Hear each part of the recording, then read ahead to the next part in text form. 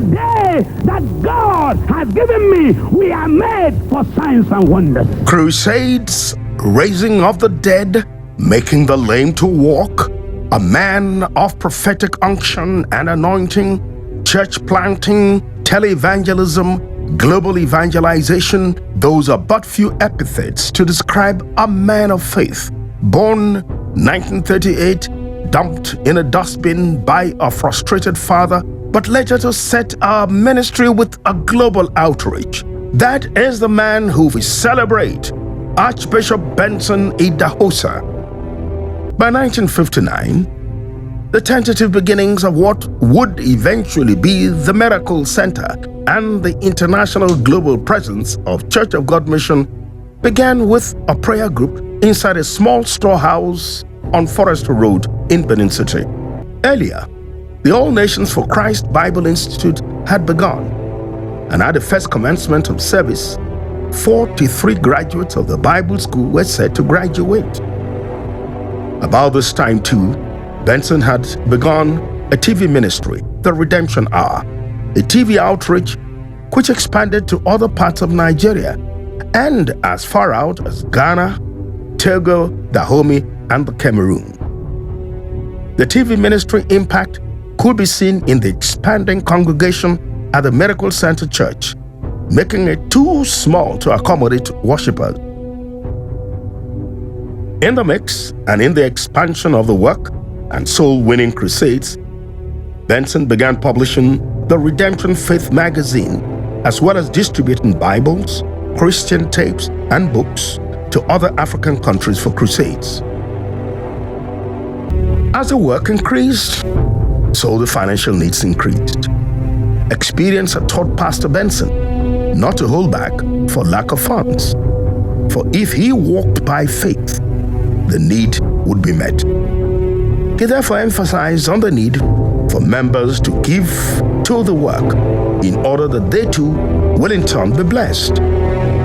His favorite text was Proverbs 11, verse 24. The people responded and began to give to the work of God.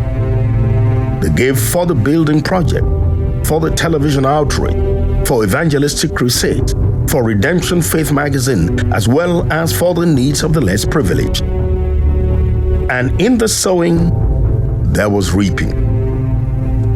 As at when the Miracle Center was built, only few members had cars, but as the people prospered, of giving, dozens of cars could be seen parked around the church. Archbishop Benson Idahosa never stopped building, as by November 2nd, 1986, came the dedication of the Faith Arena with a seating capacity of 15,000 to 20,000 worshipers.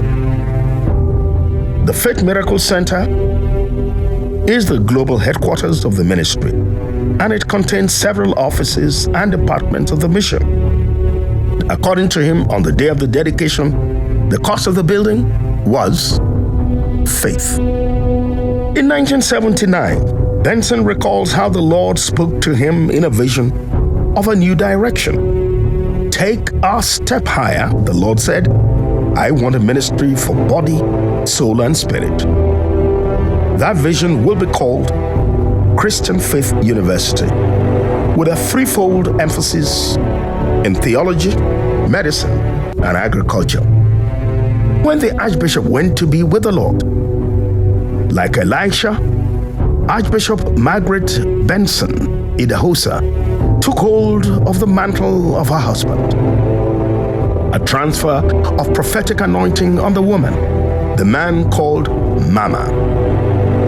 She was with him in the inner court, bringing down the gates of the enemy and setting the captives free, sitting through the battles, the thick darkness, and the pains. They both, holding hands together, worked to see the Church of God Mission to what it is today. She had learned to develop strong leadership capabilities of her own. She had, in her quest for knowledge, enrolled for a course of studies in home economics at Huddersfield Polytechnic College in England. Her studies gave her the vision to establish the women's ministry, the Christian Women Fellowship International, which held their first ever convention in 1974. The women's ministry established a women's center called the Restoration Center, which provides guests coming for conferences accommodation, a daycare Christ-centered educational unit for children from the kindergarten to secondary school grades, an orphanage, a skills acquisition training unit for women in every aspect of homemaking, and a gymnastics, as well as a home for elderly women, young battered women, and single mothers. The building had its groundbreaking ceremony in March 1979. Today, 20 years after her husband's glorious exit, the Church of God Mission International, under her leadership, has increased by leaps and bounds.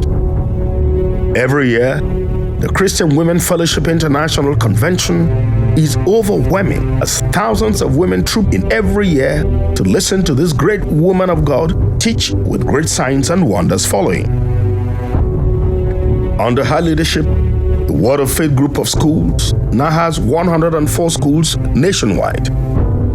The Christian Faith Institute of Continuous Learning has metamorphosed into the Benson Idahosa University with full accreditation from the National University Commission, new Oka campus, and runs programs in the management and physical sciences, law and engineering, and the soon proposed nursing.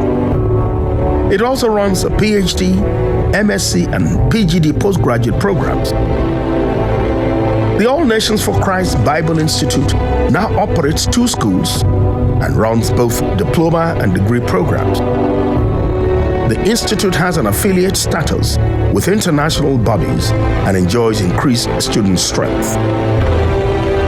The Medical Center, now Faith Mediplex, enjoys the state-of-the-art medical facilities with highly trained medical personnel. It combines prayers and medicine for the total well-being of the individual. The Global Missions Resources Center takes outreaches to various areas in the local communities across the country and around the world. The Idahosa World Outreach has continued to take advantage of today's technological age in today's broadcasting. The Balm of Gilead City is so massive in its expansion and is full of testimonies. The mega convention at the Balm of Gilead City is an explosive gathering with countless miracles and testimonies as diseases are healed, blessings of the fruit of the womb are received. He could not come out of this meeting, but now he was carried to meet the Archbishop. As led as of him right now, he can walk by himself. That's his wife. That's his daughter. The youth wing of the CFI, Agape Force, Children's Ministry, Soldiers of Christ, the Redeemed Voices, Joseph Storehouse, all have experienced their share of expansion.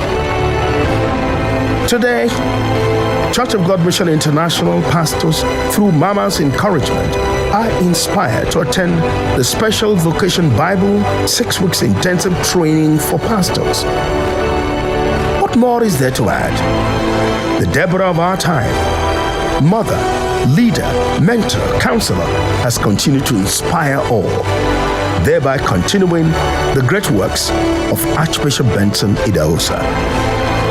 Indeed, the legacy of Archbishop Benson A. Idahosa lives on.